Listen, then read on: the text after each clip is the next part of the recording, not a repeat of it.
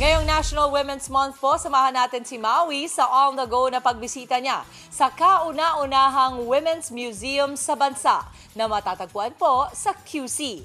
Mau, ano bang makikita natin dyan sa Tandansora Women's Museum at kamusta ba ang experience mo dyan?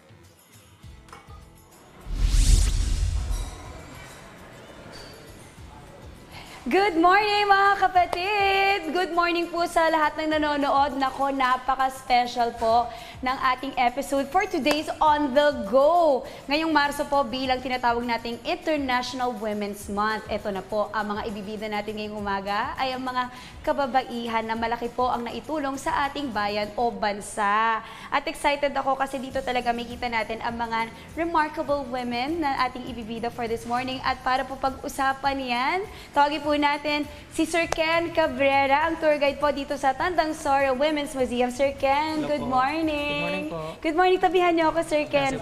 Ayan, okay Sir Ken, pag-usapan natin itong Tandansora Women's Museum, ang kauna-unahang Women's Museum na itinayo po dito sa Quezon City. Bali, kailan po ito itinayo?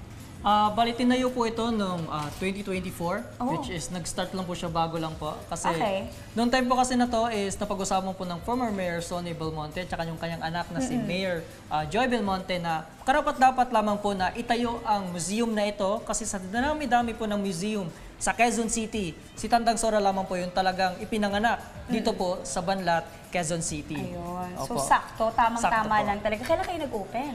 Nag-open po siya noong February 19, 2025. Oh, bago lang. Kailan lang? Okay. Nung kailan lang? Nung February 19 lang po. Oo, sobrang bago lang. Okay, sir, this is it. I-walk through nyo kami dito sa ating museum na talagang pinapahalagahan si Tandansora as well as other women po, iba pang kababaihan. Pero background po kay Tandansora sa mga kapatid po natin na gustong malaman kung sino po siya. Sino po ba si Tandansora? Si Tandansora po is si Melchora Aquino.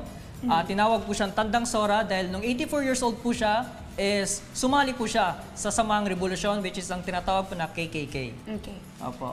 Okay, at marami siyang naitulong. Marami po siya naitulong. Yes. Kasi siya po yung tumutulong sa mga katipunerong may sakit. Yes. At tinutulungan niya rin po yung mga katipunero pagdating po sa shelter at sa pagkain. Wow. Okay, very interesting po mga kapatid. Ito na, simulan na natin ang walkthrough dito po sa first floor ng Tandansora Women's Museum. Okay, Sir Ken, anong sisimulan nating area? This is the Bale, section. dito po tayo sa Section A kung saan makikita po natin ang iba't ibang libro na dito po nakatampok lahat po ng iba't ibang bayaning kababaihan po sa Pilipinas. Dito po kinuha mismo ng curator po ng museum na si Ma'am Sandra Torrejos para po mabuo ang concept po ng museum. Oh, ang galing. Opo. So dito niya nakuha talaga ang mga Ideas. detalye din Opo. na mga nangyari. Okay, next. Next po, dito naman tayo. Kung meron po kayong mga dalang mga kabataan, kasi ang mga bata po hindi naman po mahilig sa history, pwede nyo po silang iwan dito at magsulat po sila, mag-drawing, at pwede rin po silang maglaro ng chess kung marunong po sila. Nice. So walang problema kung may mga anak kayo, kapatid, pwede yung dalhin dito para kayo ay makapag-ikot dito po sa museum. Okay, next section. Susunod naman po is dito po sa moving exhibit. Okay. Dito naman po tayo.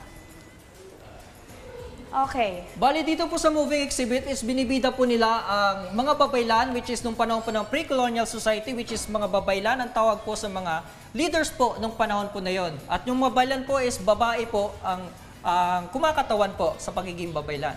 Yung dito naman po is tinatawag na ritual ng pagkuha. Dahil po nung time po kasi is yung mga babaylan is kumukuha ng paggamot po nila, which is tinatawag po silang mga spiritual healers. Dito po sila sa kalikasan kumukuha ng mga panggamot sa mga kasama po nilang Pilipino. Oo, iba rin dati, no? Iba talaga yung mga ginagawa natin dati, lalo ng mga kababaihan. Mga kapatid, Maui David po. Simula ng inyong araw na may alam at may pakialam sa mga may init at umaaksyong balita sa bansa. Para maging una sa balitaan, mag-subscribe at mag-follow sa social media pages ng News 5.